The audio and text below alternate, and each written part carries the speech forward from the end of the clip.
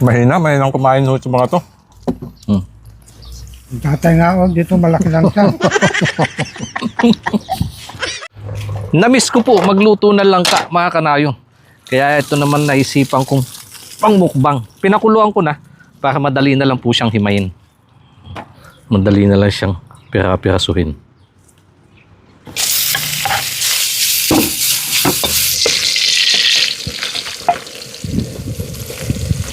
Bagoong para magkaroon po ng kaunting dagdag na bango. Ano po yung langka? 1 kilo na nyog.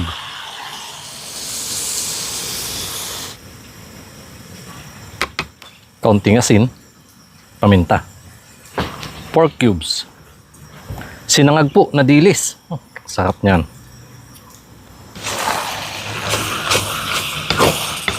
Malapot na po.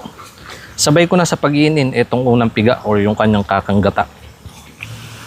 Maghihiwalay lang po ako na para sa mga bata dahil mas masarap sa ginataan kapag ganyan po medyo may kaunting anghang. Sarap. Mabilis ang luto po, talagang gutom na. Masarap po na pampares kapag ganyang ang gata. Tuyo, sausawan natin. Sukang sinamak. It's mukbang time na ulit. Kasama ko nga po itong aming mga magulang.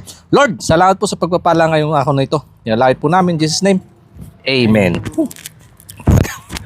Napapalunok na ako habang nagdadasal ah. Ginataan lang ka. Ang lambot na ho. Ang kanyang buto. Pati yung buto, pwede nang kainin. Na may kaunting tamis ng gata.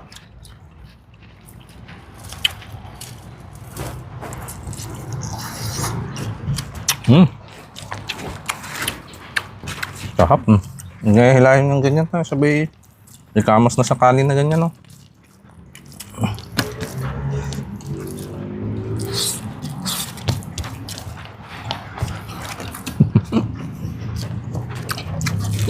Sabi ko, umupo sila. Ayaw na daw. Gusto yun nakatayo para makabuelo ng kain. Si tatay lang gusto umupo.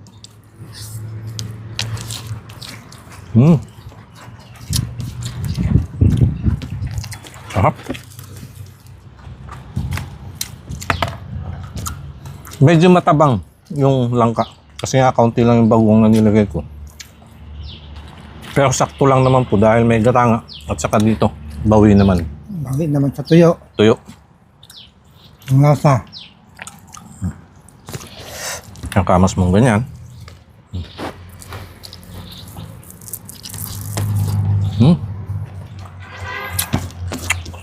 Sarap. Parang wala na din masyado yung anghang. Kala ko madami na yung sili nilagay ko.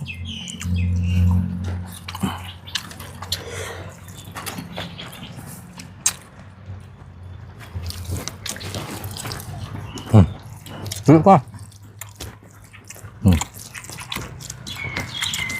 So ka, nagaduman nag-comment dito. Hindi comment na. Para mapasama ka sa pagkain masarap. Sa kusina ni Kanayon. Hindi makapagsalita si tatay. Gusto, puno ang buhanga. Sa sarap. Di kusina ni Kanayon na may kaladumapat. Kain Gusto. sarap.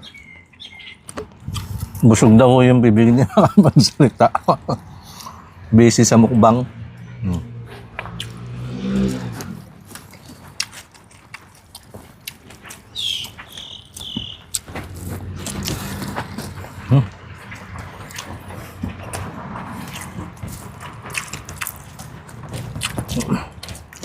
Hindi siya pakutungak dito.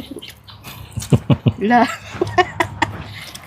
Ang plano daw nila, dito sila magpapayat. Lalo naman. Magpapayat dito sa Thailand, yung itong bakasyon nga nila. Bali mahigit 3 linggo nga po sila dito.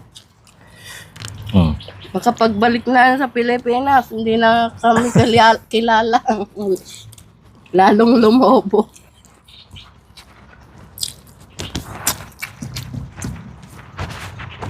Mahinang kumain ho sa mga to. Palibasa nga po, nagkakaedad na. Pag kumakain kami sa labas, yung mga buffet. Yung tatay nga oh, dito malaki lang siya. Hindi gaano dumadampot. Tumaba na. Hmm. Tumaba ng tiyan dito. Hmm. Mas lang. Sarap. Saka yung pinang-mantika po natin baboy. Sarap.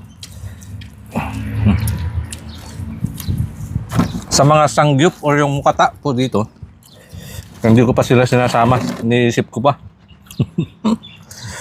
Lugi.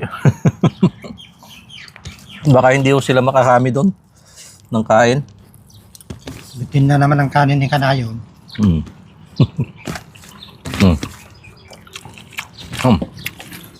Nakailang dampot lang po. Busog na naman sila. Ate pa na.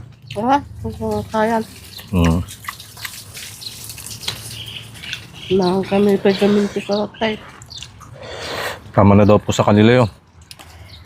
Merienda pa. Hmm.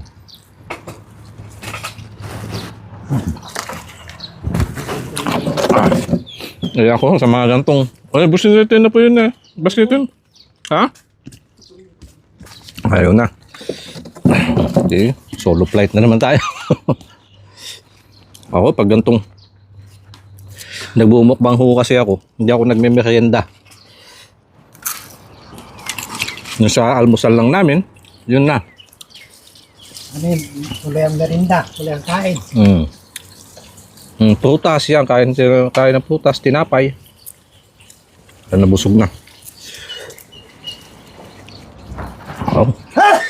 Medyo mainit ang panahon, sabay maanghang yung pagkain. Kuha lang sana ng tubig sa ref. Nakakita ng manggang hinog. Nakakita ng suman. Nakakita ng tinapay. Kain din. Nalagi ng busog. Iinom lang daw sana ng plano kasi pagbukas nga po ng ref, may mga nakikitang laman. Kain na naman.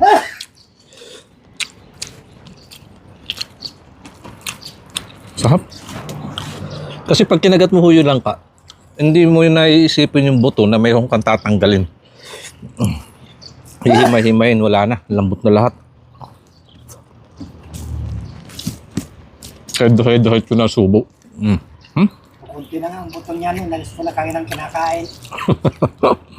Nalaga ko na kasi kanina kaya nung hinihimay, kinakain na daw ni tatay yung mga buto.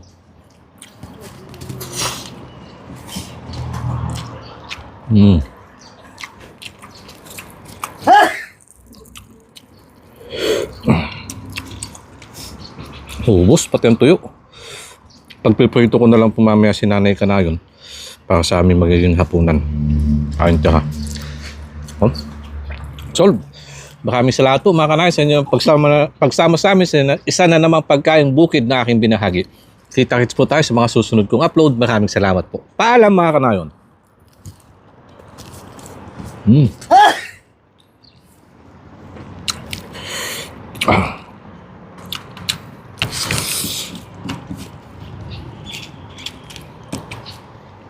Sarap.